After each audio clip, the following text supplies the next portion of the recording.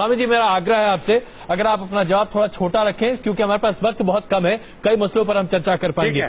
अगला सवाल मेरा आपसे है, जो मैं आपसे बहुत विनम्रता से पूछना चाहता हूं। क्या आज आपको लगता है, चाहे आप राम की बात करें, कृष्ण की बात करें या साईं बाबा की बात करें, इनमें से किसी की भी पूजा नहीं होनी चाहिए? क्या आप ये कहना चाहते हैं कि साईं मंदिरों में आज जो पूजा हो रही है, ये पूजा दरअसल सिर्फ और सिर्फ चढ़ावे की पूजा है? देखिए, पूजा को मैं 1 मिनट के लिए, चढ़ावे के लिए, मनौती मान के पूरा करने के लिए, इन सब चीजों के लिए तो की जाती है जी। लेकिन ईश्वर की प्रतिमा, परमात्मा की प्रतिमा बता करके वो साईं की मूर्ति की करें तो बहुत ही गंदा, गलत है। और राम और कृष्ण की भी करें तो ये राम और कृष्ण के साथ भी अन्याय है। राम और कृष्ण ईश्वर भक्त थे। जहां तक प्रश्न है मूर्ति में प्राण प्रतिष्ठा का, मैं पूरी ताकत से कहना चाहता हूं, कोई वेद मंत्र नहीं है जिससे किसी मूर्ति में जो जड़ है, पाषाण है, उसमें प्राण प्रतिष्ठा हो सकती है। ये बिल्कुल निरर्थक है, अंधविश्वास है, पाखंड है। और ऐसा काम करना किसी भी व्यक्ति का, और वो जगतगुरु कहलाएं, ऐसे लोगों के लिए तो बिल्कुल ही ऐसी चीजें गलत है।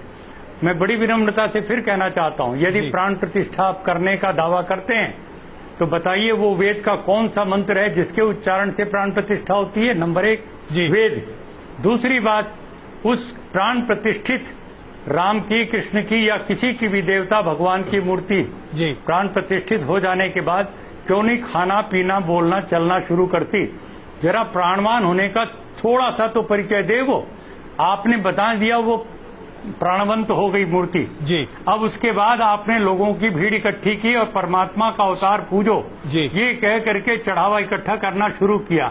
ये एक दुकान है, व्यापार है, झूठ है, धोखा है। स्वामी इसलिए मैं कहना चाहता हूं, हमें सनातन धर्म की पावन परंपराओं को याद करते हुए जो आदि शंकराचार्य ने जो मूर्तियां तुड़वाई, उन्होंने जैनियों की मूर्तियों को उन्होंने हटवाया और उन्होंने कहा ये सब मूर्ति पूजा बंद होनी चाहिए।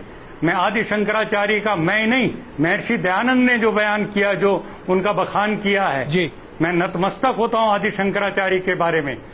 मैं कहना चाहता हूं स्वामी जी, हमारे देश में मूर्ति पूजा नहीं थी। बिल्कुल स्वामी जी, मैं क्षमा चाहूंगा, बीच में आपको रोक रहा हूं। पूजा को ला करके परमात्मा के स्वरूप को जो बिगाड़ा गया है स्वामी जी, इसने हमारे सारे आदर से मैं आपसे क्षमा चाहूंगा, वैदिक धर्म के ऊपर एक बहुत बड़ा कुठार। स्वामी जी, बहुत आदर से आपसे